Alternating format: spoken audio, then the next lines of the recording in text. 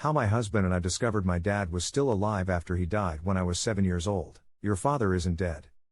Those 4 words changed everything I thought I knew about my life.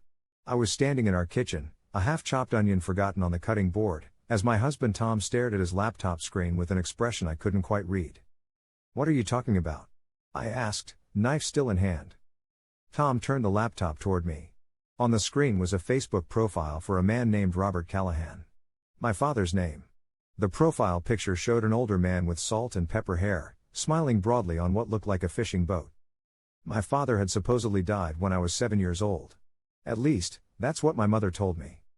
Let me back up. My name is Ellie, and I grew up believing my father died in a car accident when I was 7. I have vague memories of him, his laugh, the way he'd swing me up onto his shoulders, the smell of his aftershave. But they're fragments, like scenes from a movie I watched too long ago to recall clearly. After his death, my mother and I moved from Portland to Seattle to live with my grandmother. Mom never wanted to talk about him.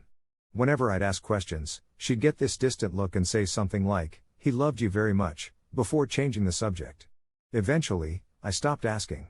I assumed her grief was too painful to discuss. I grew up, went to college, built a career as a physical therapist, and met Tom. We've been married for 3 years now, and recently started talking about having children. That's what prompted Tom's genealogy research. He thought it would be fun to create detailed family trees for our future kids. Which is how we ended up here, with me staring at the Facebook profile of a man who was supposed to be 20 years dead. It could just be someone with the same name, I said, but even as the words left my mouth, I knew it wasn't true. I was looking at my father's face, older, more weathered, but unmistakably him. The location listed on his profile, Bend, Oregon. About a 3-hour drive from Portland. Tom reached for my trembling hand. His profile isn't very active, but he posted this last month. He clicked on a photo. It showed the same man standing next to a teenage boy who was proudly holding up a trophy. The caption read, "So proud of my grandson Jake for taking first place in the regional chess tournament. #proud, Grandpa." Grandson. I had a nephew. Which meant my father had another child. I had a half-sibling out there somewhere. My knees felt weak, and I sank into a kitchen chair. This doesn't make any sense. Why would my mom tell me he was dead if he wasn't? Tom closed the laptop gently. "I don't know, Elle. But I think you need to talk to your mom." I called my mother that night. She now lived in a retirement community in Arizona, having moved there after my grandmother passed away 5 years ago. "Mom," I said after our usual pleasantries, my heart pounding, "I need to ask you something important, and I need you to be honest with me." "Of course, honey. What is it?" Her voice was light, unsuspecting. "Is Dad really dead?" The silence that followed was so long I thought the call had dropped. Then I heard her shaky intake of breath. "Who told you?" she finally asked, her voice barely audible. "So it's true? He's alive?" Even though I'd seen the evidence, hearing her confirm it sent a wave of shock through me. "Ellie, it's complicated. It was a different time, and I was trying to protect you." "Protect me from what? My own father?" I was surprised by the anger in my voice. "From being hurt over and over again." She shot back, suddenly defensive. "Robert was. He wasn't a good husband or father. He had problems, drinking, gambling.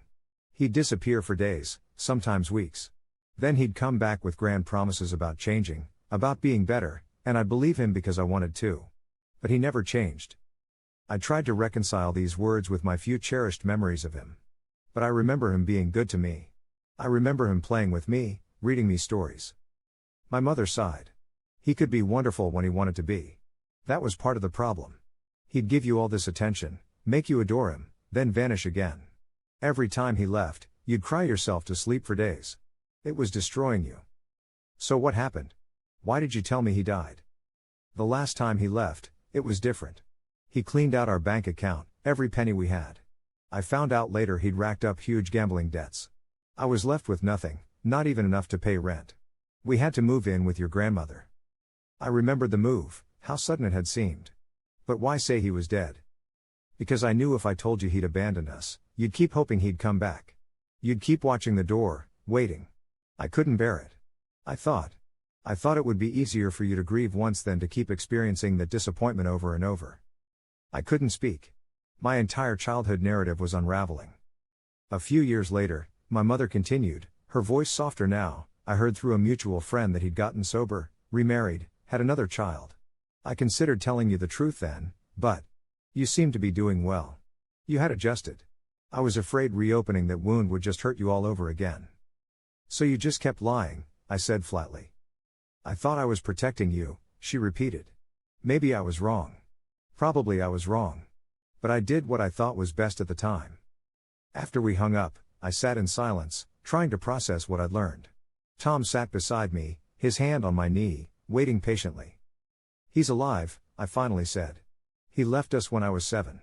Mom said he had problems, drinking, gambling. He took all our money and disappeared. Tom's face showed the anger I wasn't yet ready to feel. So your mom thought the best solution was to tell you he was dead? She said she wanted to protect me from hoping he'd come back. I ran a hand through my hair. But it gets worse. He has another family. He got sober, remarried, had another kid. I have a half-sibling I've never met. And apparently a nephew. What do you want to do? Tom asked gently. I looked at the closed laptop, knowing that just a few clicks would open a window into my father's new life, a life that didn't include me. I want to find him, I said, surprising myself with the certainty in my voice. I want to hear his side of the story. I spent the next week obsessed with my father's digital footprint. It wasn't extensive, he wasn't very active on social media, but I pieced together what I could.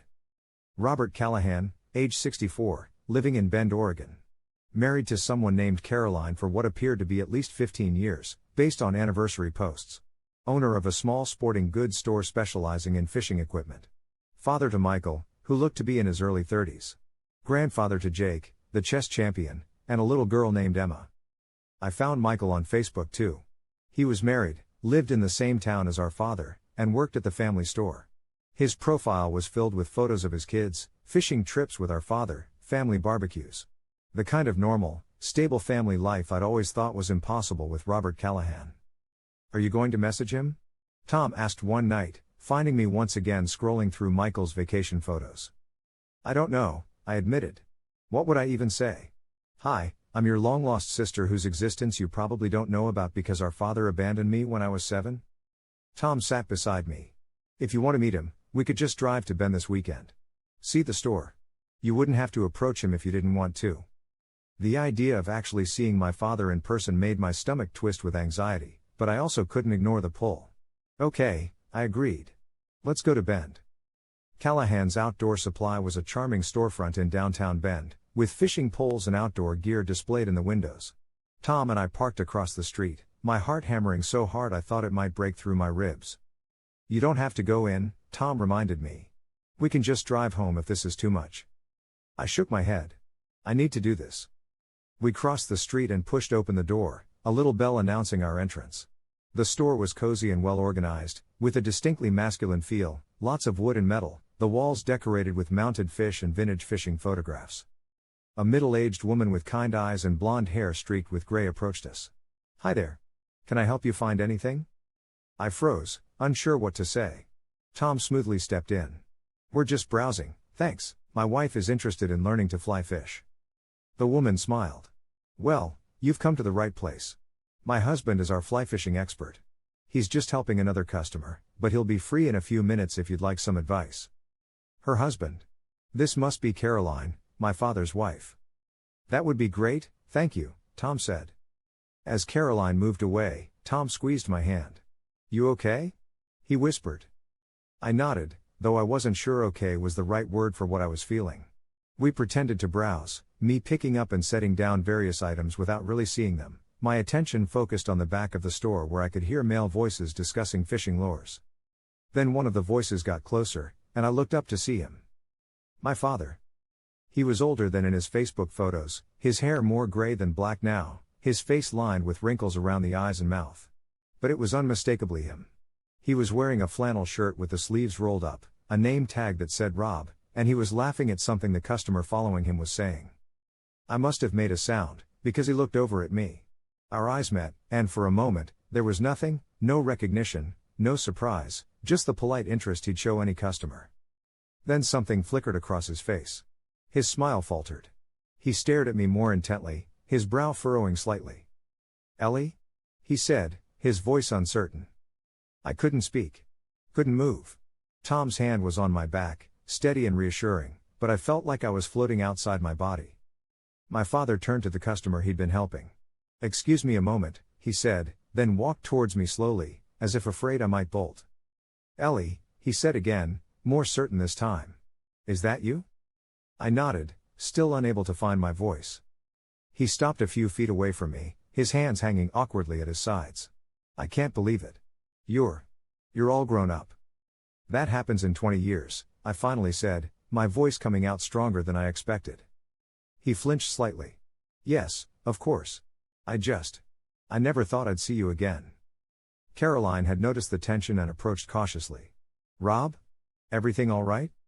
My father, Rob, apparently, not Robert anymore, looked between his wife and me. "Caroline, this is Ellie. My daughter from my first marriage."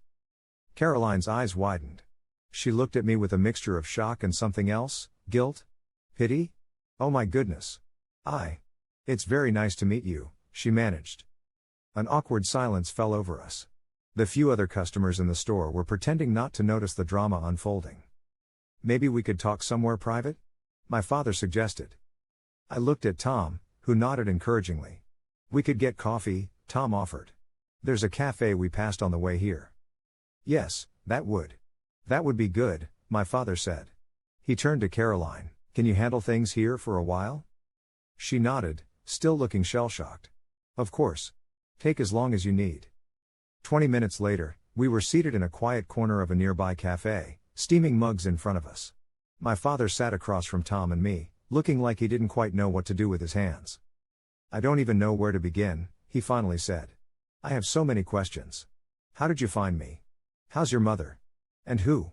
He glanced at Tom. "This is my husband, Tom," I said. "We've been married for 3 years. He was doing genealogy research when he found your Facebook profile." My father nodded slowly. "I'm not on there much. Michael, my son, convinced me to create an account to see pictures of the grandkids."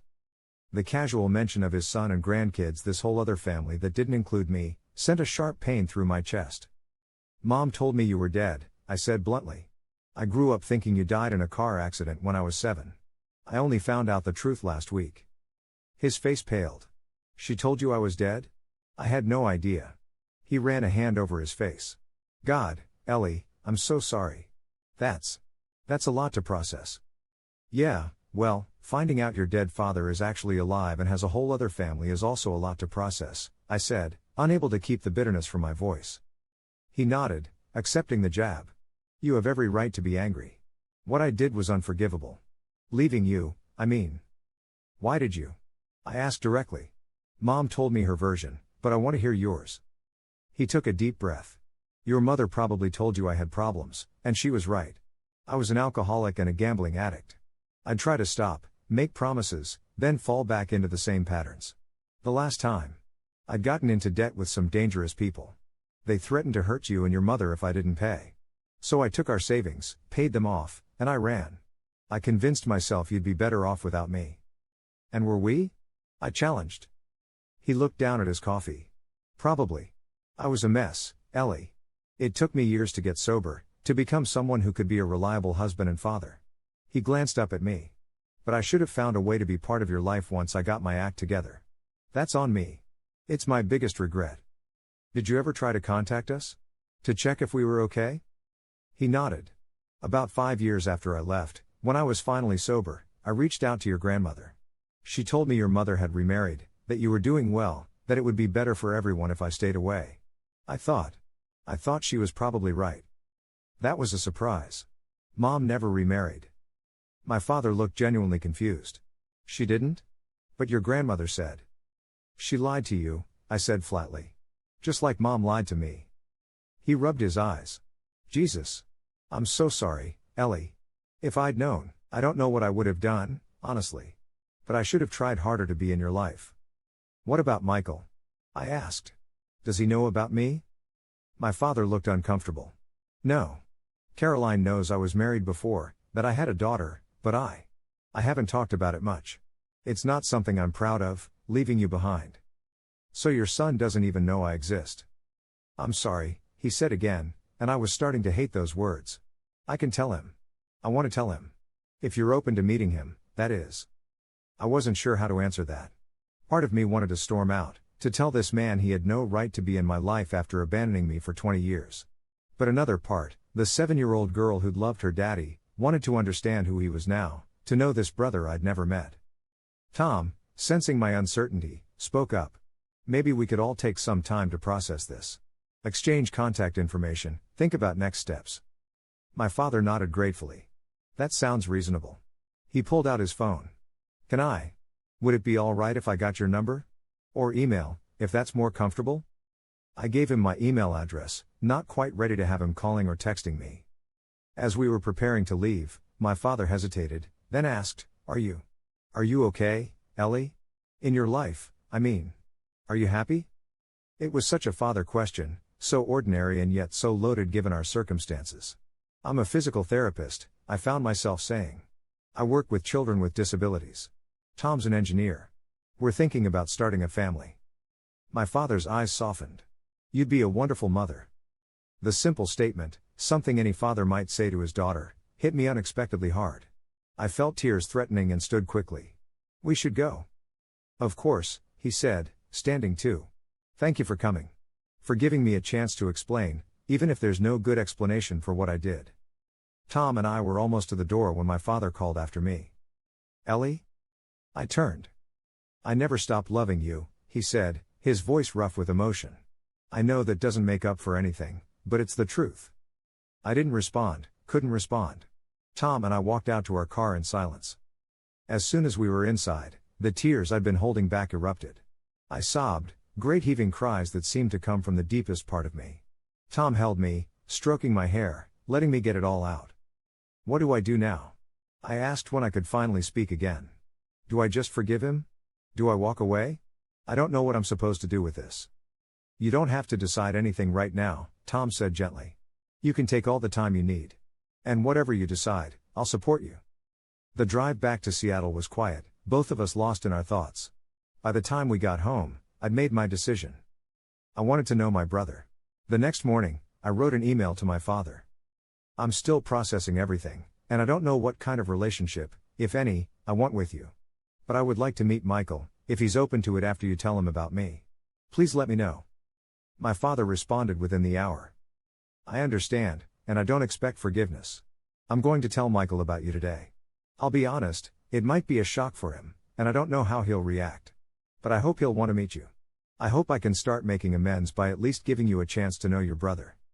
3 days later, I received another email. Michael would like to meet you. He was surprised, and I think a little angry with me, but mostly he's curious about you. He's suggested coming to Seattle next weekend with his wife if that works for you. Michael and his wife, Jessica, met us at a restaurant near our apartment. The resemblance between Michael and our father was striking, same build, same crow's feet around the eyes when they smiled. But Michael had darker hair and a more open expression. This is weird, right? He said after the introductions, breaking the ice. I mean, finding out you have a sister at 32 isn't something that happens every day. I couldn't help but smile at his directness. Try finding out your dead father is actually alive and has a whole other family. He winced.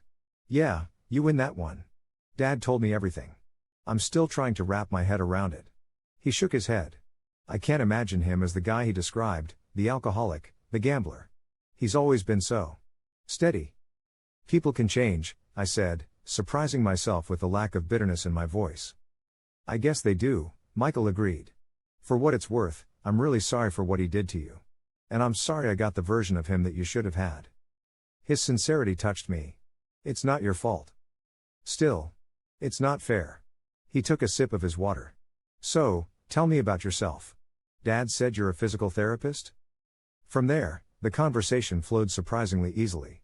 I learned that Michael had a business degree but had always loved the outdoors, which drew him to the family store. Jessica was a teacher. Their son Jake was 8, their daughter Emma 5. They lived in a house just a few blocks from our father in Caroline. What was he like? I found myself asking. Growing up, I mean. Michael considered the question. He was strict but fair. Very big on honesty, which is ironic, I guess, considering what he kept from me. He coached my little league team, taught me to fish, all that dad stuff. He and mom have a good marriage, solid, you know? They hardly ever fight. I nodded, trying not to feel jealous of the childhood he'd had. He started the store when I was about 10, Michael continued. Built it from nothing. He's really good with people, makes everyone feel welcome. The business has done well enough that they're comfortable, though not wealthy. Did he ever drink? When you were growing up? Michael shook his head. Never. Not even at parties or holidays. Mom doesn't either. They're both into the health food scene, actually, lots of hiking, supplements, all that stuff. It was hard to reconcile this image with the man my mother had described, the one who would disappear for days on drinking binges. What about you? Michael asked. What was your childhood like? If that's not too personal. It was okay, I said, not wanting to paint too bleak a picture. Mom did her best. We lived with my grandmother in Seattle. Money was tight, but we managed. Mom never remarried, never really dated much at all. I think losing him, or thinking she'd lost him, broke something in her. Michael frowned. It's so strange to think about all this happening while I was growing up oblivious. You were out there, thinking Dad was dead, and I had no idea you existed. Life is weird, I agreed. By the end of the dinner, I found myself genuinely liking Michael and Jessica. We exchanged contact information and made tentative plans for Tom and me to visit Bend again, maybe meet their kids next time. As we were saying goodbye outside the restaurant, Michael hesitated, then asked, would it be weird if I hugged you? I shook my head, and he pulled me into a brief but warm embrace. I always wanted a sister, he said with a small smile. I always wanted a brother, I replied, and was surprised to realize it was true. Over the next few months, Michael and I began building a relationship. We texted occasionally, had video calls where I got to meet Jake and Emma, and planned another in-person visit. He sent me old family photos, trying to help me piece together the history I'd missed, which was both painful and healing. My father and I communicated less frequently, mostly through email. His messages were always respectful of my boundaries, never pushing for more than I was willing to give. He shared stories about my childhood that I'd forgotten, sent me a few old photos he'd kept of me, and always signed his emails, with love, Dad, which stirred complicated feelings every time. My mother was defensive when I first confronted her about the depth of her deception, insisting she'd only been trying to protect me. But as time passed and she saw that I was processing the truth without falling apart, she became more repentant. I think I was protecting myself as much as you, she admitted during one difficult phone call. It was easier to say he was dead than to admit he'd chosen to leave us. 6 months after discovering the truth, the DNA test I'd ordered on a whim arrived, confirming what I already knew. Michael and I were half-siblings, sharing 25% of our DNA. Seeing the scientific validation of our relationship moved me more than I expected. I showed the results to Tom that night as we lay in bed. It's strange, I said. I spent 20 years thinking my father was dead, and now I not only have a living father but a brother, a sister-in-law, a niece, and a nephew. How are you feeling about all of it? Tom asked. I considered the question. Still angry sometimes. Still hurt. But also grateful, in a way. Grateful to know the truth, to have found Michael and his family. And your father? Have you decided what kind of relationship you want with him? I sighed. I'm still figuring that out. He's not the man who left me, that much is clear. But he's not really my dad either, not in the way that means something. I don't know if we can build a real father-daughter relationship after all this time. Maybe it doesn't have to be father-daughter in the traditional sense, Tom suggested. Maybe it can be something new, something you define together. I thought about that. Maybe, I agreed. Something new. A year after discovering my father was alive, Tom and I had news of our own. We were expecting a baby boy. When we announced it to our families, my father's email response was simple. Congratulations to you both. I'm very happy for you, Ellie. I know you'll be an amazing mother. If you're comfortable with it, I'd be honored to meet my grandchild someday. But I understand if you're not ready for that. Either way, I want you to know that not a day goes by that I don't regret missing your childhood. I can't change the past, but I'm here now, for whatever that's worth. With love. Dad. I read the email several times, feeling the last bits of ice around my heart beginning to melt. Not fully, not all at once, but enough to know that healing was possible. I clicked reply and wrote. Thank you. We're very excited about the baby. I think I'd like you to meet him when he's born. He should know his grandfather. And his uncle Michael, Aunt Jessica, and cousins, too. I'm not sure what our relationship will look like going forward, but I'm willing to find out. Ellie. As I hit send, I placed a hand over my growing belly, feeling a small flutter from the life inside. My son would grow up knowing his family, all of it, complicated and imperfect as it was. He would know the truth, with all its messy reality, rather than the comforting lies I'd been raised on. And maybe, in witnessing the reconciliation between his mother and grandfather, he would learn something valuable about forgiveness, about the possibility of change, about the complex, enduring bonds of family, even those that have been broken and mended, never quite the same but perhaps, in their own way, stronger at the broken places.